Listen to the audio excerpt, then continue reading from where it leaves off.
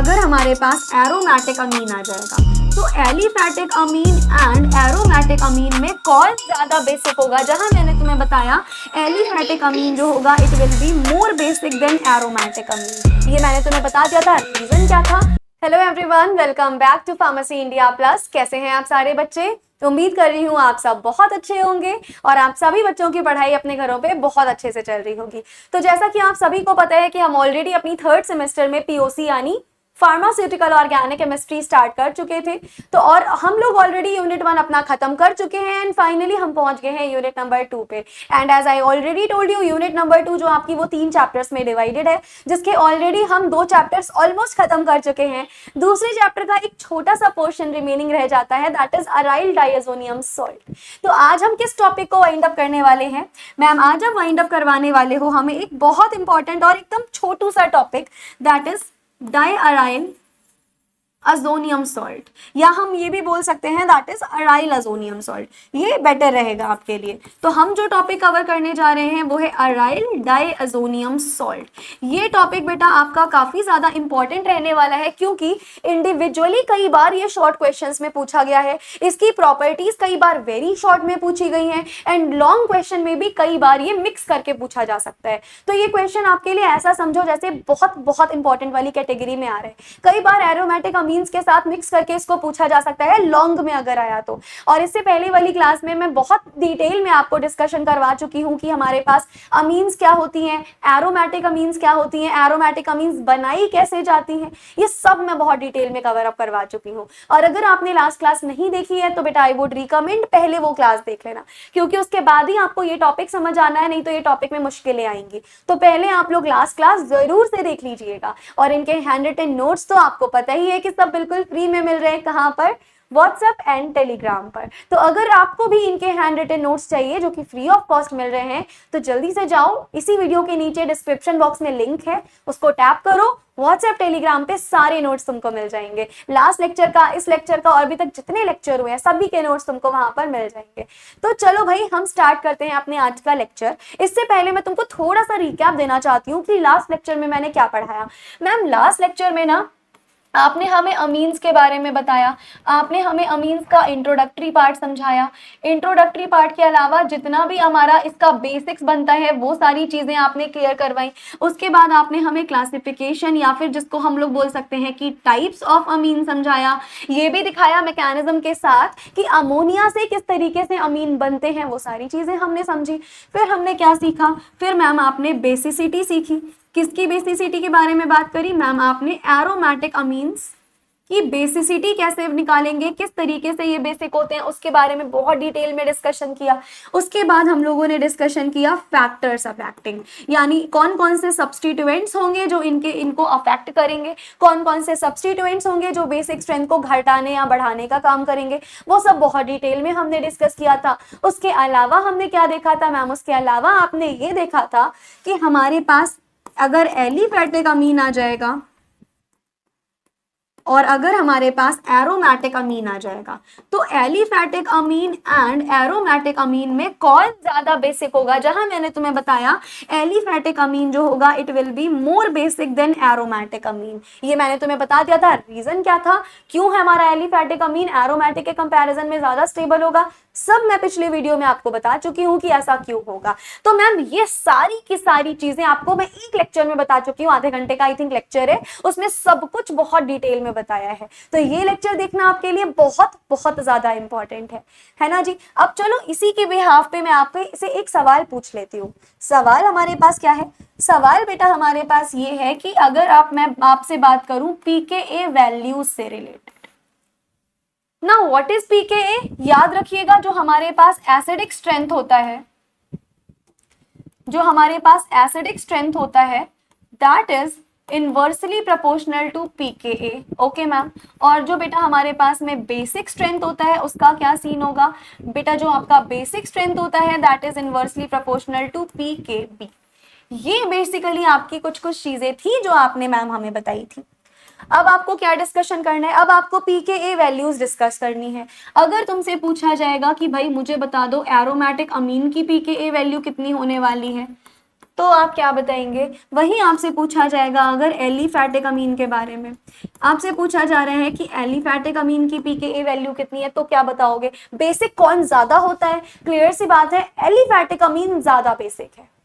अगर एलिफैटिक अमीन ज्यादा बेसिक है तो हमारी एसिडिक स्ट्रेंथ उसकी क्या होगी मैम? कम होगी, क्योंकि बेसिक स्ट्रेंथ ज्यादा है तो एसिडिक स्ट्रेंथ कम होगी, और एसिडिक स्ट्रेंथ कम होगी तो पीकेए ज्यादा होगी। तो यहां से कई बार सवाल बनता है कि भाई बता दो एलिफैटिक अमीन की क्या पीकेए वैल्यू है, एरोमेटिक अमीन की क्या है। तो मैं यहाँ पीकेए लिखवा दूंगी, ये बहुत इंपॉर्टेंट है।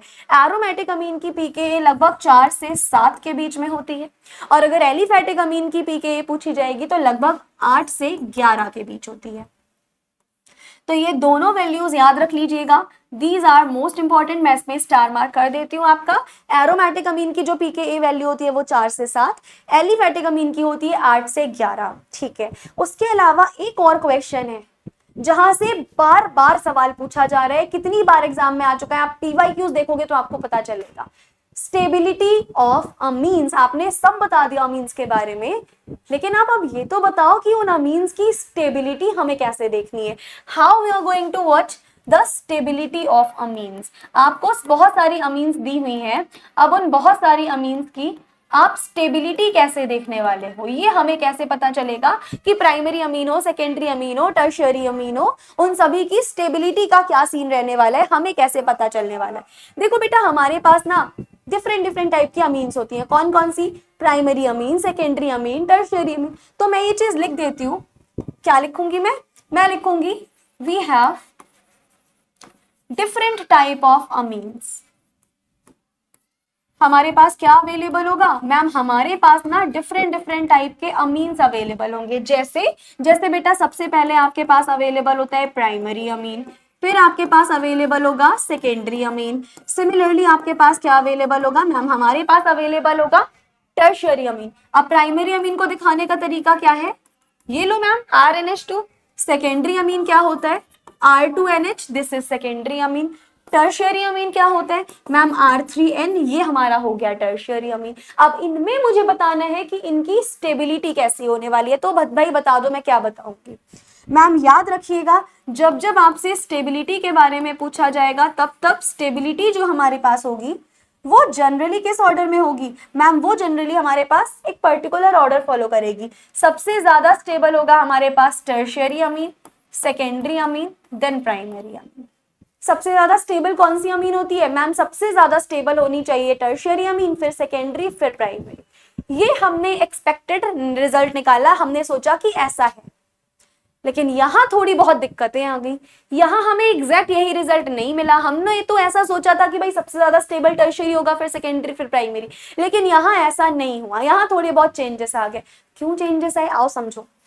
ये जो आपका R3 है ना, इसमें पता है क्या दिक्कत है? ये मैम यहाँ पर हमारा जो नाइट्रोजन है वो 3 R ग्रुप के साथ में जुड़ा हुआ है।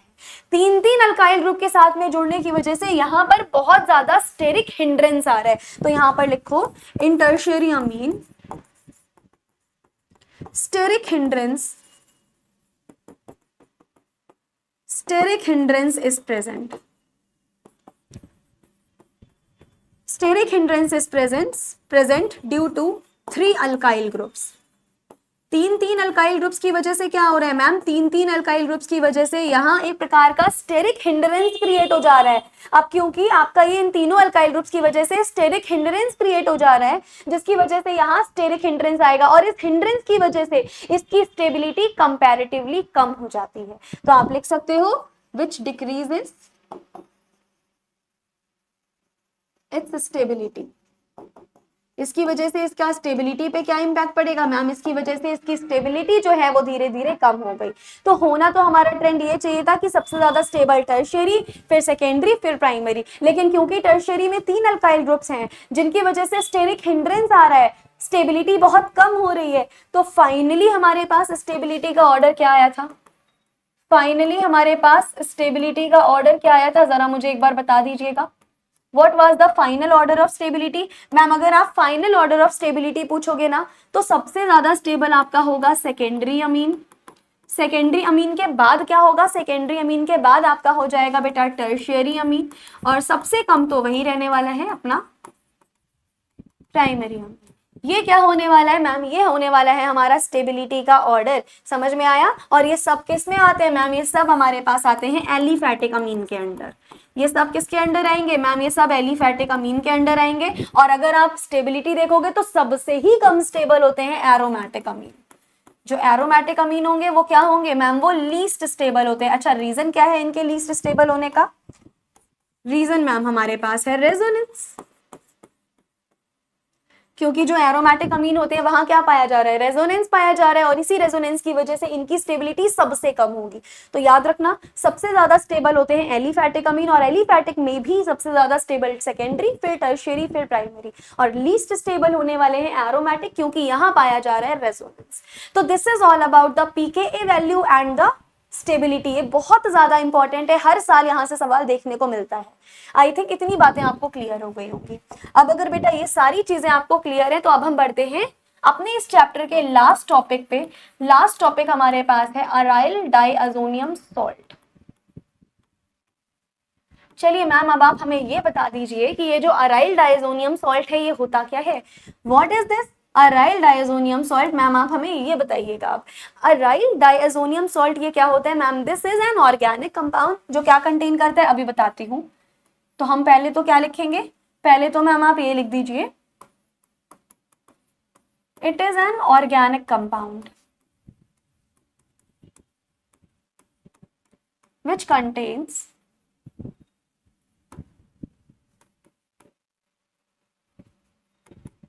two azo groups।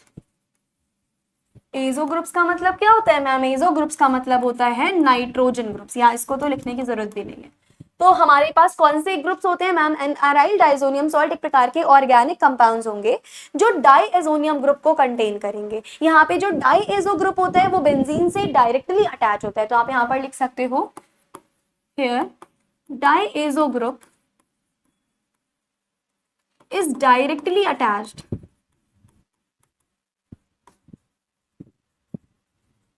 With benzene ring. किसके साथ ये डायरेक्टली अटैच्ड होगा मैम, ये ना हमारी बेंजीन रिंग के साथ में बिल्कुल डायरेक्टली अटैच होने वाला है। इसको क्या बोला जाएगा मैम, ये डाइएजो ग्रुप हमारे पास हो जाएगा।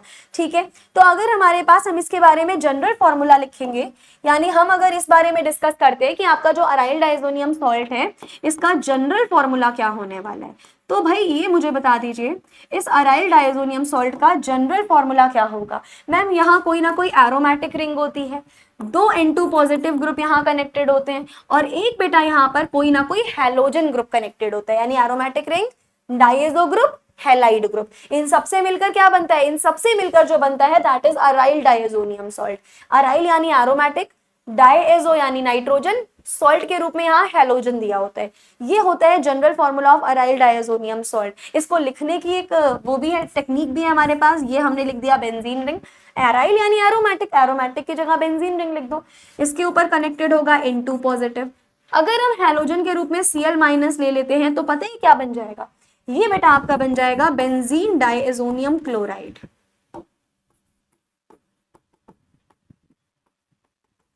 क्या बन गया ये हमारा मैम, हमारा बन चुका है बेंजीन डाइएजोनियम क्लोराइड।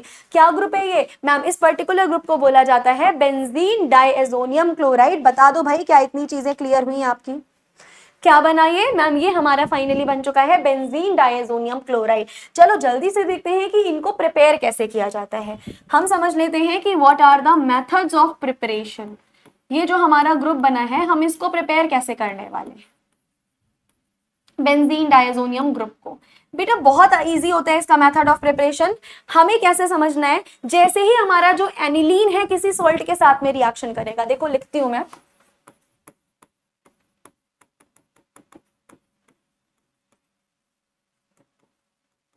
अब ये चीज तुमको याद रखनी पड़ेगी, जब जब बेंजीन डाइएजोनियम सॉल्ट बनाओगे एनिलीन लेना पड़ेगा। किसके साथ रिएक्शन होगा, सोडियम नाइट्राइट एंड HCl। याद रखना आपका एनिलीन जैसे ही सोडियम नाइट्राइट और HCl के साथ में रिएक्शन करेगा क्या बना लेगा, it produces the desired product. हमें अपना डिजायर्ड प्रोडक्ट बहुत ही इजीली मिल जाएगा। आ जाओ देखते हैं किस टाइप की हमारी ये रिएक्शन होती है। सबसे पहले हमें क्या लेना है मैम, आपको एनिलीन लेना है। तो लो भाई, हमने क्या ले लिया मैम, आपने यहाँ पर एनिलीन जो है वो ले लिया। इसकी रिएक्शन किसके साथ करानी है, इसकी रिएक्शन हम अपने NaNO2 और HCl यानी सोडियम नाइट्राइट और HCl के साथ कराएंगे। एक और इंपॉर्टेंट चीज, टेम्परेचर का यहाँ बहुत रोल होता है, अक्सर हमें लो टेम्परेचर ही लेना है। तो जो आप टेम्परेचर रेंजेस लोगे वो 0 से 5 डिग्री सेल्सियस आप लेने वाले हो। जैसे ही इस टेम्परेचर पे हमने इसकी रिएक्शन कराई, तुरंत बेटा हमें मिल जाएगा N2 पॉजिटिव और Cl minus. What is this ma'am, this is benzene diazonium chloride. जैसे ही इसकी रिएक्शन इसके साथ कराई, हमें ये मिल गया। बाहर कौन निकल जाएगा मैम, हमारे पास सॉल्ट और पानी जो होगा वो बाहर निकल जाएगा। मेजर प्रोडक्ट के रूप में आपको आपका अराइल डायजोनियम सॉल्ट बहुत इजीली मिल चुका है। क्या ये चीज क्लियर हुई?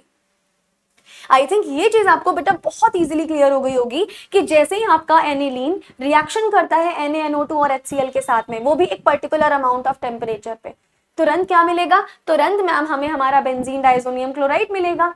बाहर क्या निकलेगा, अपना सॉल्ट, वाटर, दोनों रिलीज आउट हो जाएंगे। क्या प्रिपेयर हो गया, हमारा अराइल डायजोनियम सॉल्ट यहाँ पर बहुत ही इजीली प्रिपेयर हो चुका है। क्या इतनी बात क्लियर हुई? चलिए, अब अगर इतनी बात क्लियर हो गई है तो जल्दी से हम इसके सिंथेटिक यूजेस पे बात कर लेते हैं।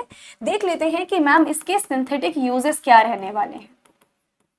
सिंथेटिक यूजेस बेटा कई बार आपके अलग से पूछे जा सकते हैं, शॉर्ट या वेरी शॉर्ट में, तो इनको बहुत अच्छे से प्रिपेयर करके ही जाइएगा। A lot of synthetic uses are there। हम वन बाय वन सारे सिंथेटिक यूजेस के बारे में बात करेंगे। सबसे पहले तो जितने भी हमारे पास एरोमेटिक अमीन्स होंगे, they all are very versatile. Organic compounds में एज एन इंटरमीडिएट बहुत इनका यूज किया जाता है, तो हम लिख सकते हैं they are very versatile and used as an intermediate। कैसे यूज किए जा सकते हैं मैम, एज एन इंटरमीडिएट आप यूज कर सकते हो इन मेनी ऑर्गेनिक सिंथेसिस। कई सारी ऑर्गेनिक सिंथेसिस में आप बहुत अच्छे से इनको यूज कर सकते हो। तो ठीक है, ये तो हमने पहला एप्लीकेशन देख लिया। और बताओ भाई, और क्या क्या हम एप्लीकेशन देखने वाले हैं मैम? अगर आपको डाइज बनानी है या फिर पिगमेंट बनाने हैं, उनका आप बना सकते हो इनका यूज करके। हम लिख सकते हैं they are used for the formation of, किसका फॉर्मेशन करवाने वाले हैं हम मैम? आप डाइज बना सकते हैं, फॉर्मेशन ऑफ डाइज। एंड और क्या बना सकते हैं बेटा? और मैम हम पिगमेंट भी बना सकते हैं। तो बहुत ही इजीली हम कह सकते हैं कि डाइज बनाने में हो गया, पिगमेंट्स बनाने में हो गया। हम इन सभी जगह पे अपने एरोमेटिक अमीन का यूज कर सकते हैं, अपने पर्टिकुलर डाइजोनियम क्लोराइड का। उसके अलावा हम ड्रग्स बनाने में भी यूज कर सकते हैं। तो लिख लो, used in the formation of drugs.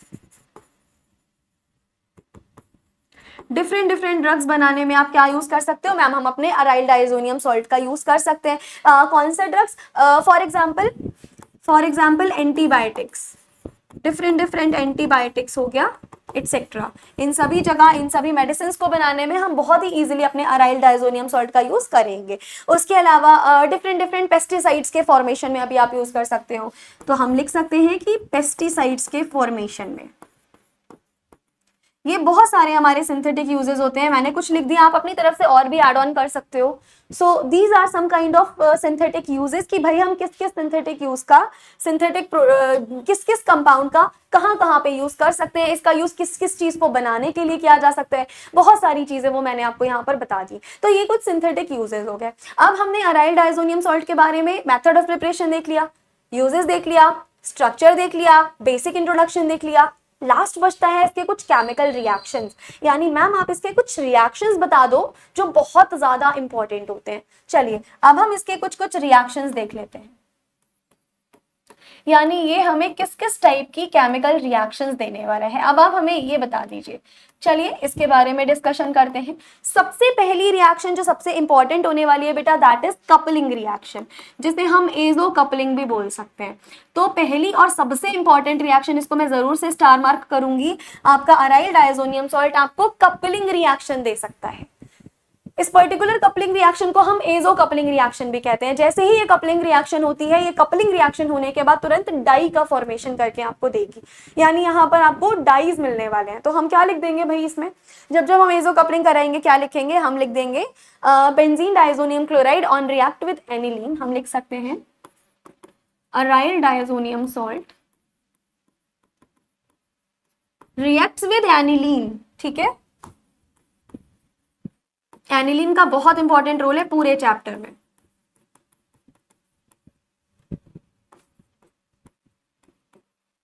जैसे ही ये हमारे पास एनिलीन के साथ रिएक्शन करेगा, फॉर्मेशन किसका हो जाएगा ma'am, for the formation of synthetic dies, हमारे पास डाइज का फॉर्मेशन हो जाएगा। और मैं तुम्हें बताऊंगी कौन से कलर की डाई का हमारा फॉर्मेशन हुआ। ये सारी चीजें हम बहुत अच्छे से समझेंगे। तो हमने क्या ले लिया, सबसे पहले तो मैम आप अपना वही ले लो, बेंजीन डायजोनियम क्लोराइड यानी N2 पॉजिटिव Cl माइनस हमने ले लिया। अच्छा, इसकी रिएक्शन हमें किसके साथ करानी है, इसकी रिएक्शन आपको NH2 यानी एनिलीन के साथ करानी है। तो ये बेसिकली कपल करेंगे। कपल करने का मतलब होता है आपस में मिलना। जैसे ही ये हमारे पॉइंट्स जो है, ये दोनों रिएक्शंस आपस में कपल करेंगे, हमारे पास क्या बन जाएगा मैम, ये देखिए, ये जो Cl है वो यहाँ से रिलीज हो जाएगा। बहुत याद रखना कि ये जो Cl है वो यहाँ से रिलीज हो जाएगा और एक डाई का फॉर्मेशन होगा। कौन सी डाई का फॉर्मेशन होगा, आओ समझाती हूँ। N डबल बॉन्ड N, ये तुम्हारे दोनों N2, ये देखो ध्यान से, ये जो N2 था, इस N2 के मीडियम से ये वाला कंबाइन हो गया, यानी ये वाली रिंग और ये वाली रिंग दोनों जुड़ गई। ये देखो, ये वाली रिंग और ये वाली रिंग दोनों जुड़ गई और इस रिंग के पैरा पोजीशन पे NH2 ग्रुप लगा हुआ है। ये देखो, हमने पैरा पोजीशन पे NH2 लगा। इसको बोलते हैं कपलिंग रिएक्शन। जब इन दोनों ने अलग अलग थे, Cl यहां से लीव कर गया, ये दोनों रिंग आपस में जुड़ी, यानी आपस में कपलिंग दिखा दी। पैरा पोजीशन पे NH2 था, NH2 लगा दिया। क्या ये समझ आई? इसी को हम इजो कपलिंग के नाम से भी जानते हैं। और ये जो हमें एक डाई मिली है, ये एक येलो कलर की डाई होती है। ये हमें क्या मिल गया मैम, आपको येलो कलर की एक डाई का फॉर्मेशन हो गया। यानी हमारे अराइल डाइजोनियम सॉल्ट से हम डाइस का फॉर्मेशन कर सकते हैं। जैसे ये देखिए, हमें येलो डाई का फॉर्मेशन हुआ है। क्या ये रिएक्शन आपको क्लियर हो गई? हमें क्या मिला मैम, हमें एक येलो डाई का फॉर्मेशन मिला। ये रिएक्शन बहुत ज्यादा इंपॉर्टेंट है आपकी। चलिए नेक्स्ट रिएक्शन पे हम मूव ऑन करते हैं। अगली रिएक्शन हम देखते हैं halogenation. Okay, aryl diazonium salts जो हैं वो किस टाइप से हमें हैलोजनेशन रिएक्शन दिखाते हैं मैम? चलो अब ये बता दीजिए आप। देखिए, जैसे ही ये क्यूप्रस क्लोराइड के साथ रिएक्शन करेगा, वो भी हीट के प्रेजेंस में, तुरंत हैलोजनेशन हो जाएगा। यानी हम क्या लिख सकते हैं, हम इजीली लिख सकते हैं कि aryl diazonium salts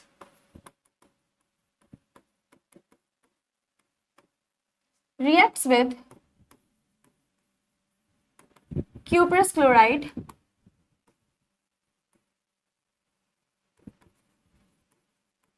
in the presence of heat। Heat के प्रेजेंस मत भूलना।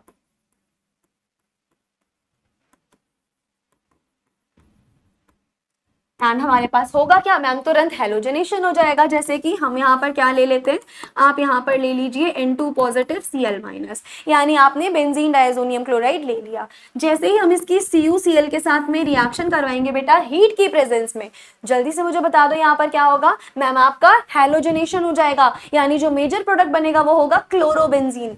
तो हमारा मेजर प्रोडक्ट क्या बना मैम, मेजर प्रोडक्ट आपका बन गया क्लोरोबेंजीन। नाइट्रोजन गैस जो थी वो आपकी बाहर निकल गई। What is the major product, इसको जरूर मेंशन कर लेना। क्लोरोबेंजीन हमें मेजर प्रोडक्ट मिला है। और ये वाली जो नाइट्रोजन गैस थी वो क्या हो गई, वो बाहर निकल गई। और एक आयन भी मिलता है, इसको क्या बोलते हैं मैम, उसको कॉपर प्लस। ये हमें क्या मिला मैम, ये हमें आयन मिला। ये सवाल आपका बन सकता है कि क्या मिलता है, आयन का फॉर्मेशन होता है। तो जैसे ही बेंजीन डायजोनियम क्लोराइड ने हैलोजनेशन कराया, हमें क्लोरोबेंजीन मिल गई, नाइट्रोजन गैस बाहर निकल गई, कॉपर का आयन हमें यहाँ पर रिसीव हो चुका है। ये किसके अंडर आया, ये सब आया हैलोजनेशन के अंडर। डन। इसके अलावा आप एक आखिरी रिएक्शन और देख लीजिए। वो आखिरी रिएक्शन आपकी हो जाएगी फिनॉल प्रिपरेशन।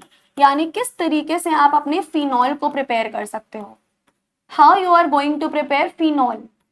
फिनॉल की प्रिपरेशन कैसे होने वाली है, अब आप मैम हमें ये बता दीजिए फिनॉल की प्रिपरेशन कैसे होगी। देखो इजी सी चीज है। जैसे ही तुम्हारा बेंजीन डायजोनियम क्लोराइड की वाटर के साथ रिएक्शन कराएंगे in the presence of heat, immediately phenol मिल जाएगा हमें। तो मैं क्या लिखती हूँ, मैं लिख सकती हूँ aryl diazonium salt reacts with water in the presence of heat।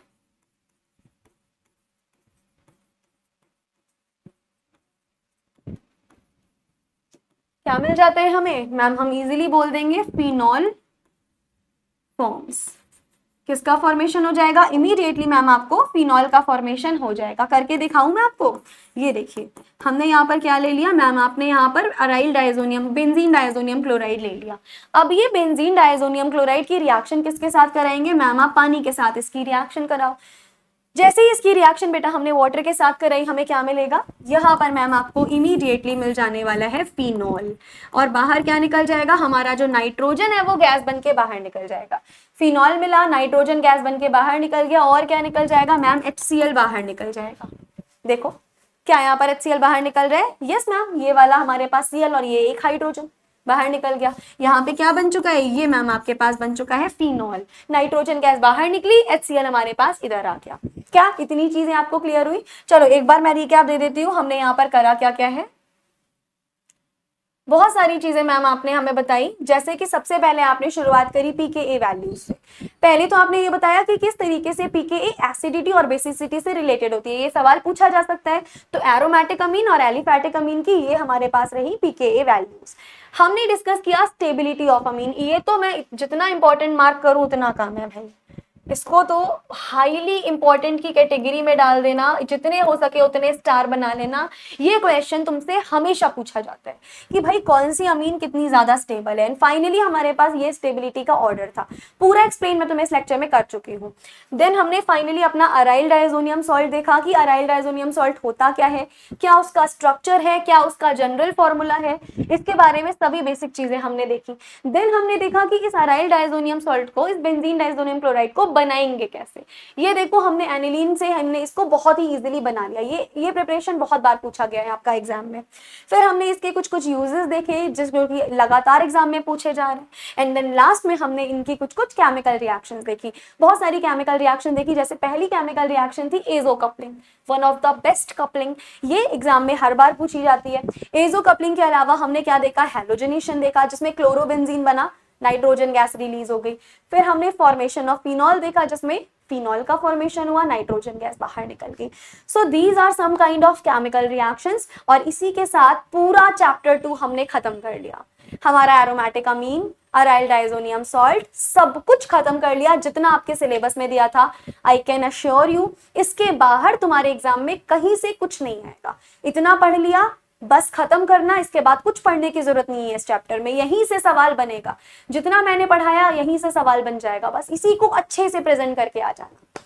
I hope आपको आज की वीडियो समझ में आई होगी। अब मिलते हैं हम अगली वीडियो में अगले टॉपिक के साथ, और अगला चैप्टर हमारे पास है एरोमेटिक एसिड। तो अगली वीडियो में हम एरोमेटिक एसिड को खत्म करने की पूरी कोशिश करेंगे। That is it for this video. मिलते हैं अगले लेक्चर में अगले टॉपिक के साथ। Thank you so much, take care.